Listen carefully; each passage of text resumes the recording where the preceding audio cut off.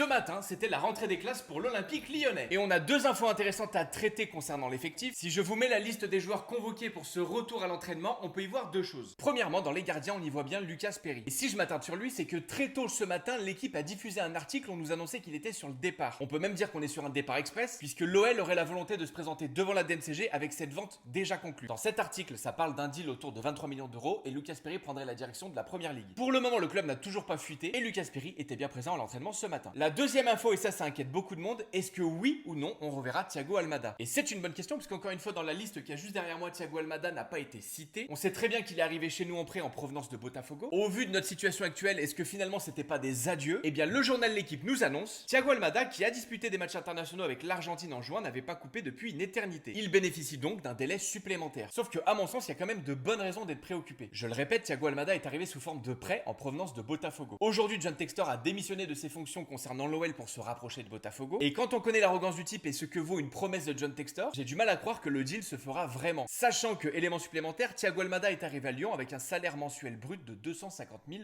euros. Ça fait beaucoup de mais, et j'ai même envie de vous dire que si notre passage devant la DNCG est favorable, il est fort probable qu'on s'en tire avec une interdiction de recrutement, d'avoir un encadrement de la masse salariale encore plus rigide que ce qu'a annoncé Kang, sous-entendu moins de 200 000 euros par mois. C'est que mon avis, mais ça pue. Bref, en tout cas, on reste connecté. On est à 3 jours de passer devant la DNCG et de souffler un bon coup ou de crever. Dès qu'il y a une info qui fuse, je la diffuse sur cette page.